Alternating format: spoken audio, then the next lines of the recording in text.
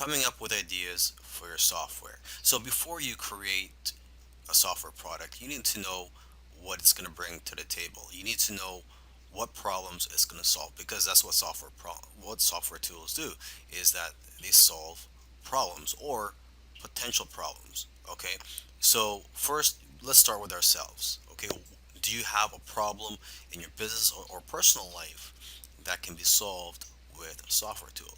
Because let's face it, if you have a problem, I'm pretty sure there's going to be other people out there with similar problems as you.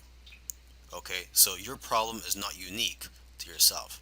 You must also know your target audience that you plan to sell your software to. So basically, it comes down to two things. Okay, consumers have a particular problem that needs to be solved, and two, they are looking for something that will make their life easier. Okay, you can also look at social media, forums, and your customer base to get an idea of what types of problems your customers or potential customers have and what they're willing to pay for. Because most of the time, people will tell you what they want, and if you give it to them, they will buy it. Okay, and oftentimes it's simply a matter of taking something that already exists and making it better, or expanding on the current software. So you got to ask yourself what software out there has room for improvement. Okay, and you got to remember this: it's not about just creating and selling software products. There's a lot of money to be made in selling software products. Don't get me wrong, but it's also about knowing what software products to create. So that's why it's important to know your target audience and know what it's like to be in their shoes. Alright, so let's talk about coming up with a list of features and details of what your software is going to include.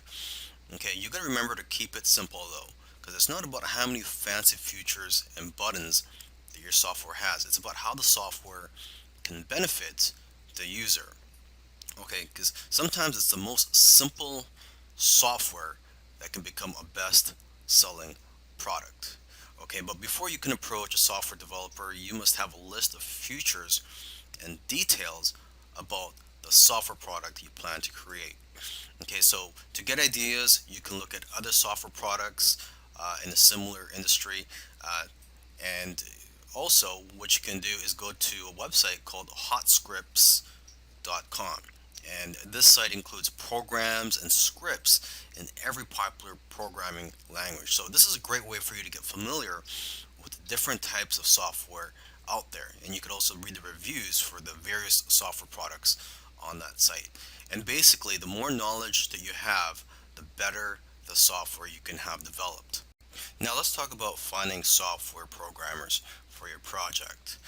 Now there are various sites that you can go to find programmers where they will bid on your projects, and you can select the programmers based on the best price.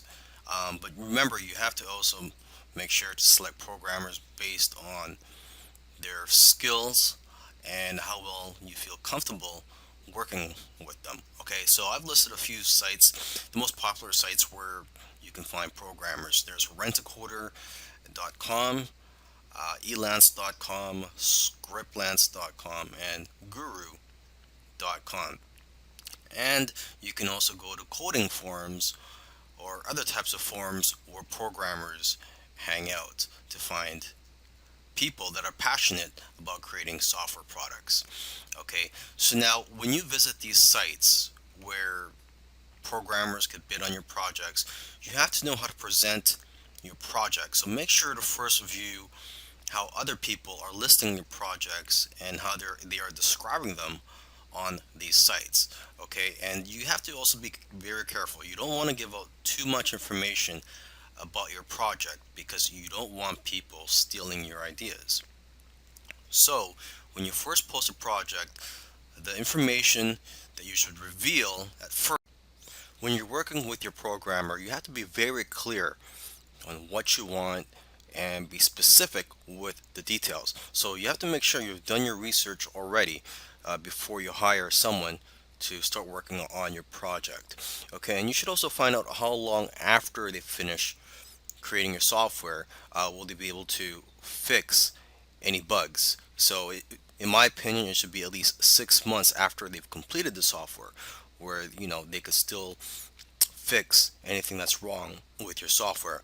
Another thing you want to do when you're creating a software product is not to just outsource everything to the programmer and then just be hands off. I mean, you really have to get involved and get your hands dirty if you really want this to be a successful software product. Okay, and instead of just telling them to just create your software product, you should break it down into smaller tasks so that it is easier to work on, and it'll be better for you to basically monitor the progress of your software product. Okay, so for example, you can have weekly or bi-weekly tasks or goals for them to complete to make it easier for you to manage this project. Okay, and you could also encourage your programmers or coders by giving them bonuses for doing well on some of the tasks that you give them. Okay, and you also want to let your programmers know ahead of time what your budget is so they know what to expect. And so, with that being said, you shouldn't pay by the hour because it's hard to track the actual hours that they work, and that only encourages people to take their time on your project. I've been an internet marketer for several years now. One thing I've noticed is that a lot of the marketers that create software products are the ones that end up having seven-figure businesses. So that's one of the reasons why you want to get into the software business. I'm not saying that you're going to have a seven-figure business or a six-figure business, but it is a very lucrative industry. Software products, they have a higher perceived value than all other forms of digital products such as ebooks, video courses, audiobooks, etc.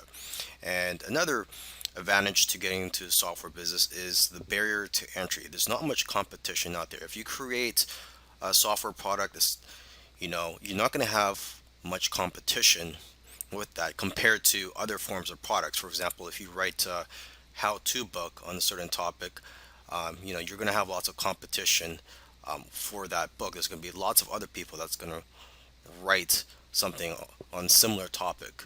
Okay. Now, this course will cover the following topics. It's going to cover how to come up with ideas for your software product, how to come up with the features to include in your software product, how to find software programmers to create your software product, and how to manage your project.